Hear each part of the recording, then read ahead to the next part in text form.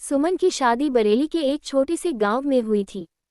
वह शादीशुदा जीवन में खुशी और स्नेह की आशा लेकर अपने नए घर आई थी। लेकिन सुमन की खुशियां बहुत जल्दी चुराई गईं। उसके पति मोहन एक शराबी और क्रूर व्यक्ति थे। उनकी बेरहमी और घरेलू हिंसा ने सुमन का जीवन दुख और दर्द से भर दिया। सुमन के साथ मोहन का व्यवहार दिन ब दिन खराब होता गया। छोटी छोटी बातों पर झगड़े और मारपीट आम बात हो गई।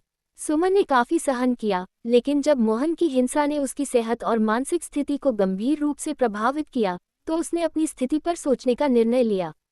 सुमन की सहेली रेखा ने उसकी दुखद स्थिति को समझा और उसे आश्वस्त किया कि वह अकेली नहीं है। रेखा ने सुमन को घर छोड़ने और नया जीवन शुरू करने की सलाह दी। ये सुझाव सुमन के लिए बहुत कठिन था, लेकिन उसने अपने आत्मसम्मान और भविष्य को ध्यान में रखते हुए मोहन से तलाक का निर्णय लिया। तलाक के बाद सुमन ने अपने जीवन को नया दिशा देने के लिए एक नई शुरुआत की। उसने एक छोटे से व्यवसाय की शुरुआत की और धीरे धीरे अपनी आर्थिक स्थिति को सुदृढ़ किया।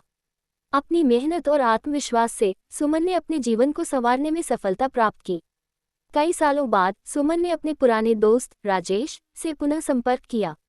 राजेश, जो एक उदार और समझदार व्यक्ति था, ने सुमन के कठिन समय में उसे समर्थन और दोस्ती दी थी। दोनों ने समय के साथ एक दूसरे को जानने का फैसला किया और अंततः एक दूसरे के लिए अपनी भावनाओं को स्वीकार किया। राजेश और सुमन की शादी एक नई शुरुआत थी। राजेश ने सुमन को वह प्यार और सम्मान दिया जिसकी उसे बहुत जरूरत थी।